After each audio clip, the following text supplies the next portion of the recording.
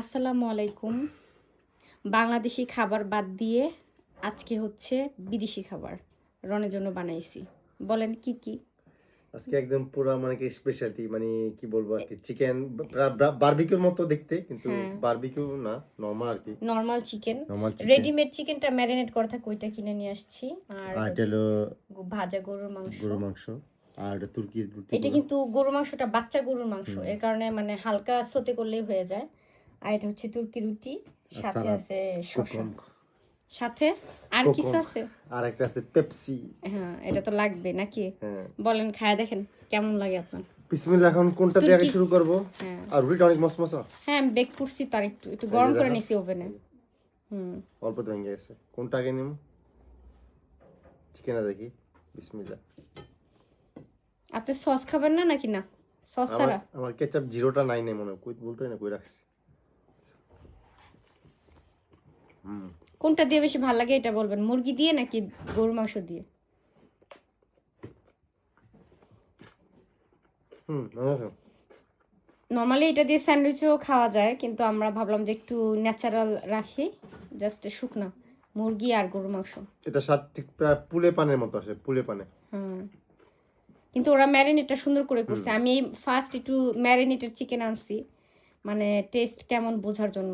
তো দেখলাম যে না, ভালোই, আমার কাছে ভালো ভালো আছে লাগছে। নেক্সট টাইম আমি আনবো আবার, কারণ আসলে ঘরে আসলে আমি সময় পাই না যে একটু স্পেশাল করে ম্যারিনেট করে ব্রেড কাম দিয়ে বানাবো।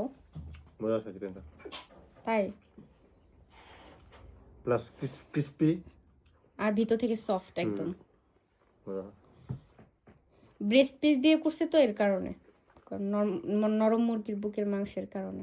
মনে হয় এখন তো এইটাই আনুন এটা মজা আছে আচ্ছা, সবাই বলে আপনি নাকি বেশি কথা বলেন না, সবাই বলে আপনি চুপচাপ থাকেন।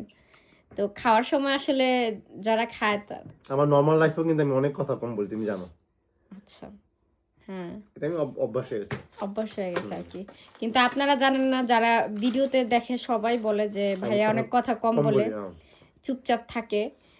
তো শুধু লিটারালি ও ও যে কত কথা বলে শুধু আমার সাথে, কারণ কি ও যার সাথে মিক্স হয়ে যায় তার সাথে তার কথা সাথে বলি অনেক কথা বলে, কিন্তু মানে যার সাথে মিক্স হয় না তার সাথে আবার মানে যতটুকু প্রয়োজন ঠিক ততটুকুই ততটুকু কথা বলে আর কি।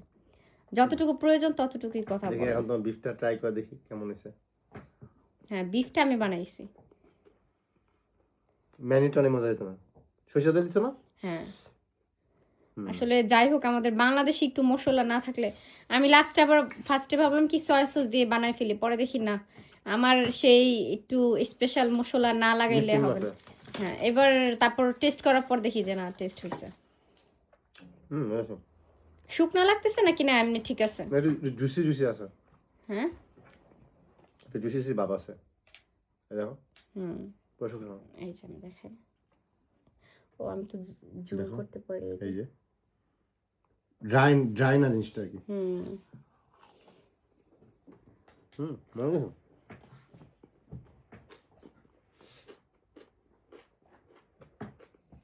অসাধারণ দুটোই মজা হয়েছে না আচ্ছা, যে কোনো একটা বলতে হইব, দুইটা বললে হইব না।